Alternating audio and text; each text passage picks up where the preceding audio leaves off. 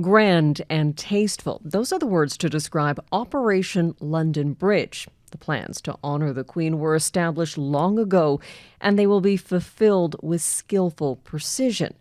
Buckingham Palace will be the first location of significance. It's here inside the throne room where Her Majesty's coffin will first rest. It is a dramatic space often used for balls, investitures, and photographs. It's going to be very difficult to think of the royal family without the Queen. Phil Dampier spent years covering the Queen as a royal correspondent. It's going to be very difficult to sing God Save the King instead of God Save the Queen. It's going to be very difficult to look at your stamps without her head on it. It is going to be really weird from now on. The transition of the throne to King Charles will be immediate. He will undergo some official duties, including a tour of the United Kingdom. But the focus of those in the UK and around the world will be on memorializing Queen Elizabeth. Unlike Prince Philip's funeral service during the pandemic, the public will be involved. I think the former United Nations General Secretary, Ban Ki-moon, he once referred to her as an anchor for our age, and I think that's what she was. She was an anchor, and something that people could turn to as a stable force when other things were going wrong. That stability over many decades is one of the reasons that millions are expected to make their way to Westminster Hall.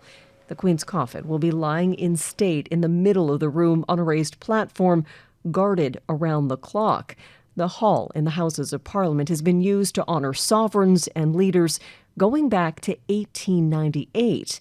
It will provide people with an intimate place to say goodbye to a woman who pledged her devotion to the people of the Commonwealth back on her 21st birthday.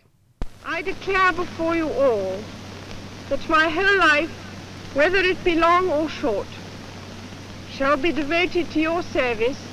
That speech was just one that stood out for Dickie Arbiter, a former royal spokesperson.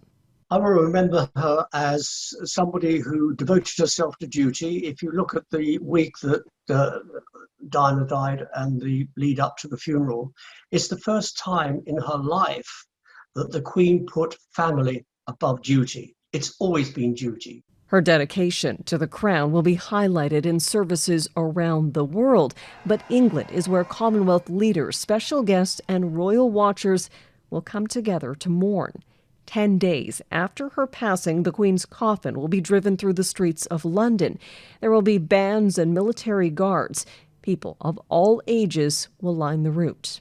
The funeral service will be held at Westminster Abbey, the location where her reign began. On June 2nd, 1953, it was the site of Queen Elizabeth's coronation. 17 British monarchs are buried at Westminster Abbey, but it's not where the Queen will be laid to rest. She's taken to Windsor, which is where her parents are buried in the crypt at St George's Chapel. Reunited with Prince Philip in the famous chapel on the grounds of Windsor Castle, the final resting place for a historic monarch. Crystal Goomansingh, Global News, London.